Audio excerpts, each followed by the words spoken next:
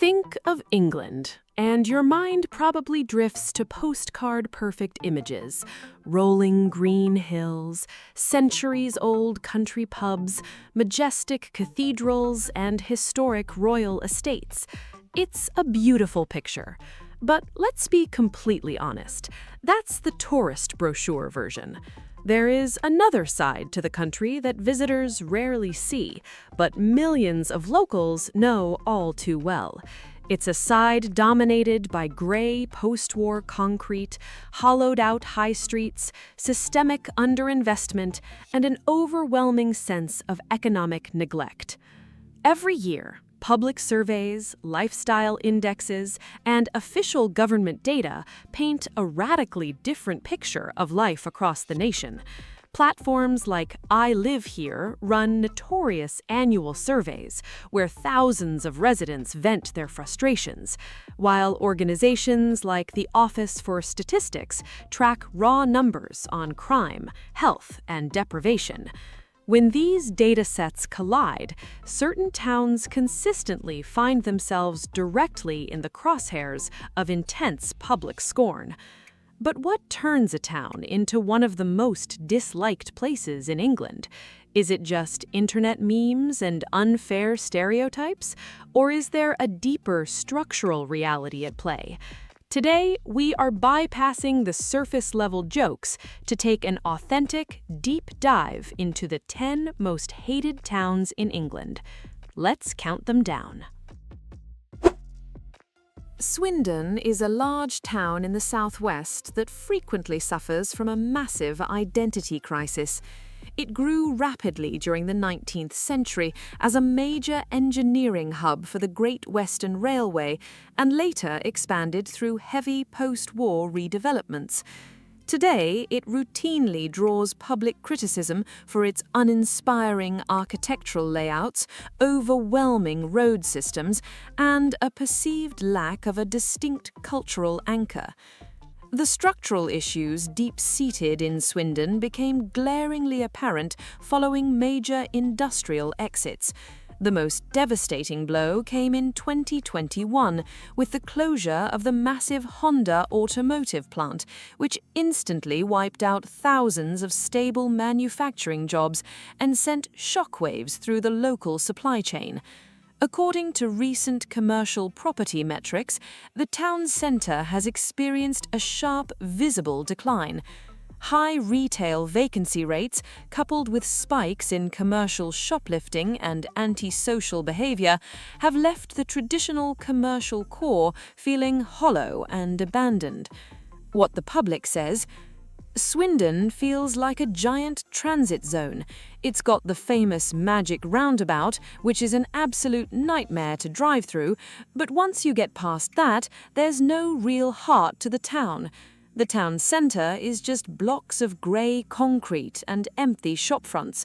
People live here because it's commutable to better places, not because they actually want to spend their weekends here.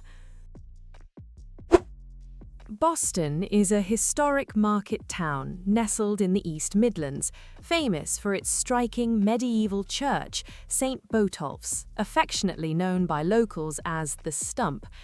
Despite its deep agricultural roots and rich history, Boston regularly lands near the absolute bottom of national satisfaction, integration, and safety indexes. The data reveals a stark reality for the town. Localized crime tracking platforms show that Boston experiences an elevated crime rate relative to its population size, averaging around 1,008 crimes per 1,000 people. Violent offences, theft, and antisocial behaviour make up a significant portion of these numbers. Furthermore, the local economy relies heavily on seasonal agricultural and food processing work. This economic structure keeps average household incomes well below the national average and creates a sense of stagnation as long-term professional opportunities remain incredibly scarce for young people. What the public says: the town has changed so incredibly fast over the last 20 years that the infrastructure just couldn't keep up. There's a lot of social friction, and the local high street feels completely neglected.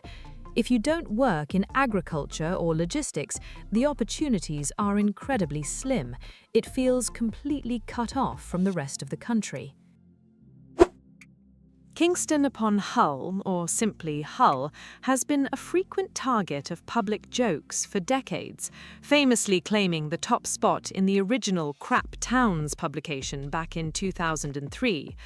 While the city has made undeniable strides in regeneration, powerfully evidenced by its hosting of the UK City of Culture title in 2017, its geographic isolation and severe industrial decline keep it firmly in the crosshairs of public dissatisfaction.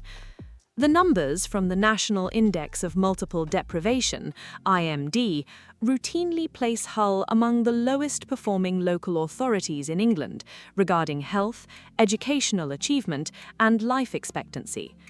The collapse of its historic deep-sea fishing industry in the late 20th century left massive economic scars that have never fully healed.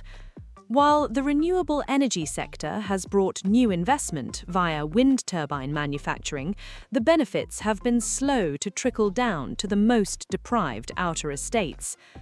What the public says: Hull is at the end of a line to nowhere. You don't pass through Hull, you only go there if you have a specific reason. The winter wind off the North Sea is absolutely brutal, and parts of the city look exactly like they did 40 years ago. Locals are fiercely proud and have a brilliant, dry sense of humour, but outsiders see the structural poverty and write the whole place off. Walsall, located just northwest of Birmingham, was historically a booming industrial town, celebrated for its world-class leatherworking and heavy metal manufacturing. In recent times, however, it has unfortunately become shorthand for urban decay within the Black Country. The data backs up the intense public frustration. In the 2025 Good Growth for Cities Index, published by PwC and Demos, Walsall was ranked at the very bottom for quality of life in Britain. The comprehensive audit highlighted that Walsall suffered from the second least healthy high street in the country, a severely underperforming job market, low average weekly earnings, and significant barriers to accessing local healthcare services. The closing of long-standing department stores has left the physical town centre struggling to survive. What the public says: Walsall is a textbook example of a town forgotten by funding. Walking down the high street is depressing. It's just a gauntlet of charity shops, betting offices, and abandoned buildings. Any young person with an ounce of ambition leaves for Birmingham or London the first chance they get.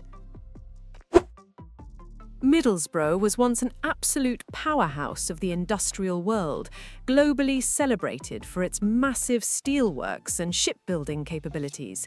Its steel literally built the Sydney Harbour Bridge. However, the rapid decline and eventual closure of British heavy manufacturing hit the Teesside area with immense force, leading to generational unemployment and systemic deprivation gaps. National deprivation audits reveal that an astonishing 50% of Middlesbrough's localised neighbourhoods rank in the most deprived 10% of the entire United Kingdom. According to law enforcement dashboards on crime rate, the overall crime rate sits at an alarming 141 to 161 crimes per 1,000 residents, heavily dominated by criminal damage, assault, and public disorder. The visible decay of its industrial infrastructure adds a bleak aesthetic that reinforces its tough reputation. What the public says: the industrial skyline gives the town a bleak look, and people call us smoggies for a reason. There's a heavy cloud of hopelessness in certain estates. It feels like the town never recovered from the factories closing down, and the rising rates of antisocial behaviour make people look over their shoulders when walking at night. Blackpool was once the undisputed king of the British seaside holiday. Millions of working-class families flooded the town every single summer to see the famous illuminations, walk the piers, and visit the pleasure beach. But the rise of cheap foreign package holidays in the 1970s and 1980s completely gutted the local tourism economy, turning the glittering resort into a hub of coastal poverty. Data from the Office for National Statistics paints a deeply sobering picture. Blackpool regularly registers some of the highest rates of health deprivation and the lowest male life expectancies in England. The town carries a baseline crime rate of 157 crimes per 1,000 people. Drug offences, homelessness, and aggressive shoplifting cluster heavily around the central shopping and tourist zones, creating an environment that feels starkly uninviting once the summer sun sets. What the public says. There is a tragic contrast in Blackpool. On the Golden Mile, you have the bright lights, arcades, and tourists spending money. But just 2 streets back from the promenade, you enter a world of crumbling bedsits, rogue landlords, and intense poverty. When the summer season ends, the town feels incredibly bleak and forgotten. Slough enjoys an incredible geographical and economic advantage, sitting directly next to London, anchored by the massive Slough trading estate and seamlessly connected to the capital via the Elizabeth line. Yet, despite its high economic productivity and low unemployment, Slough remains one of the most universally mocked and disliked towns in the United Kingdom. Slough's bad reputation is largely aesthetic, cultural, and environmental. Property market and lifestyle studies routinely rank it near the bottom for lifestyle fulfillment, scoring a remarkably low 28 out of 100 in regional satisfaction indexes. The town centre is heavily over-industrialised, increasingly dominated by massive concrete logistics warehouses, sprawling data centres, and heavy traffic congestion. The result is an urban environment that scores terribly for green spaces, architectural beauty, and cultural identity. What the public says. Ever since the poet John Betjeman wrote "Come friendly bombs and fall on Slough" in the 1930s, the country has loved to hate this place. TV shows like The Office cemented it as the ultimate symbol of soul-destroying corporate boredom. It doesn't feel like a community, it feels like a giant grey business park where people sleep. Peterborough is an eastern cathedral city that has seen massive population growth and rapid housing expansion over the last few decades. However, this explosive growth has severely outpaced the development of local infrastructure and public services, leading to immense civic frustration. Peterborough famously held the title of the absolute worst place to live in England for 3 consecutive years in public voting polls. The data highlights a severe mismatch between population growth and town centre management. The town centre battles persistent issues with antisocial behaviour, fly tipping, and street crime. At the same time, residents frequently complain about low-performing local schools and an increasingly gridlocked transport network. The rapid expansion of massive out-of-town retail parks has simultaneously sucked the life out of the historic high street, leaving the central district feeling deserted and unsafe after dark. What the public says. Peterborough has completely lost its soul to retail parks and suburban sprawl. The actual city centre feels sketchy at night, and there's virtually no cultural variety or nightlife unless you count fast food chains and betting shops. It's a city caught mid-transition that seems to have completely lost its direction. Bradford possesses an absolutely stunning architectural heritage. packed with grand Victorian stone buildings constructed during its 19th century golden age as the wool capital of the world. It also boasts a legendary culinary reputation as a multi-time winner of the National Capital of Curry Award. Yet, despite these clear cultural high points, Bradford consistently ranks as one of the most intensely criticised and disliked cities in northern England. According to economic tracking data, Bradford sits heavily near the bottom for average household incomes and local safety satisfaction. Localised crime reporting logs an overall crime rate of 123 to 132 crimes per 1,000 people, well above the national average. Specific neighbourhoods consistently fall into the most deprived 10% of England, struggling with persistent drug offences, car crime and antisocial behaviour. Local residents routinely voice frustration over dangerous, erratic driving standards that plague the city's main roads. What the public says. Bradford has beautiful bones, but the social problems are massive. The driving here is notoriously chaotic and dangerous, and the historic buildings are left to rot because there's no money to restore them. The negative reputation is loud, and even though the community spirit is strong in pockets, the crime and deprivation numbers make it a very challenging place to live. For years, Luton has sat almost unchallenged at the top of Britain's public grievance list. Despite being a vital logistical asset, home to a massive international airport and functioning as a crucial commuter hub just north of London, Luton routinely sweeps public interactive polls as the most intensely disliked town in the country. Luton's fundamental issue boils down to population density and extreme infrastructure strain. It features one of the highest population densities outside of Greater London, and its local housing market is under unprecedented pressure. The town's official housing strategy openly states that the municipality is struggling heavily with severe overcrowding, rising homelessness, and substandard housing stocks, with the demand for affordable homes vastly outstripping the actual supply.